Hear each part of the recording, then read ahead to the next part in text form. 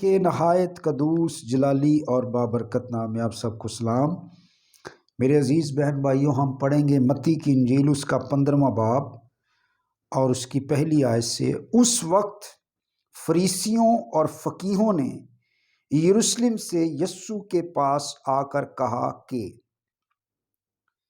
تیرے شاگرد بزرگوں کی روایت کیوں ٹال دیتے ہیں کہ کھانا کھاتے وقت ہاتھ نہیں دھوتے؟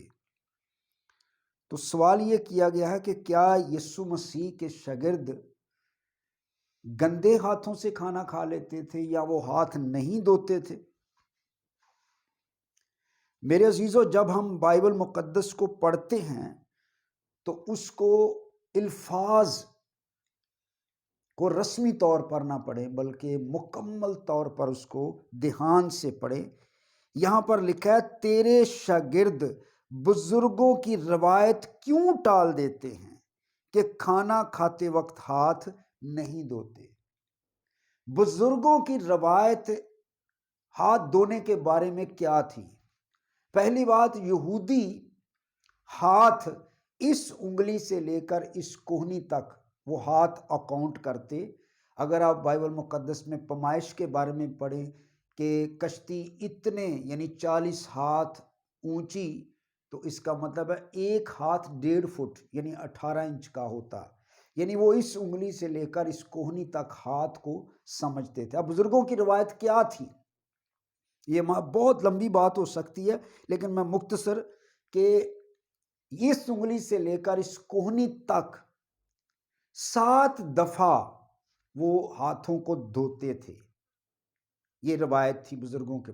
یعنی اگر کوئی یہودی باہر سے گھر آتا اور کھانے کا ٹائم ہو جاتا تو وہ نہاتے تھے، باقاعدہ غسل لیتے تھے اور 7 دفعہ اپنے اوپر سے پانی بہاتے تھے، اور پوری جیسے وہ وضو کرتے ہیں اس طرح پوری طرح اپنے آپ کو صاف کرتے تھے۔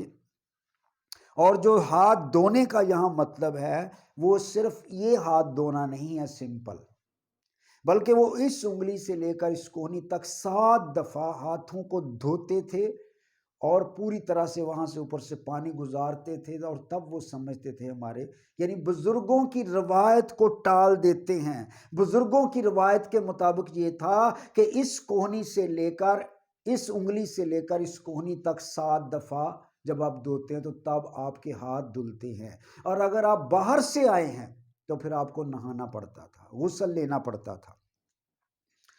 لیکن یہ نہیں کہ مسیح کے شاگرد گندے ہاتھوں سے کھانا، وہ سمپل ایسے ہاتھ دھو لیتے اور کھانا کھا لیتے تھے۔ بزرگوں کی روایت کے مطابق نہیں دھوتے تھے، کیونکہ وہ یہ کہہ رہے ہیں کہ تیرے شاگرد بزرگوں کی روایت کو کیوں ٹال دیتے ہیں۔ دراصل میں یسوع مسیح کے دور میں فقیہوں اور فریسیوں نے مسیح خداوند کے کلام کی جو انٹرپریٹیشن تھی، جو تشریحات تھی، وہ بہت زیادہ اپنے ذہن کے مطابق، اپنی عقل کے مطابق کی ہوئی تھی۔ تو جو ان کی تشریحات تھی، یا یسوع مسیح نے متی کی انجیل 5ویں باب سے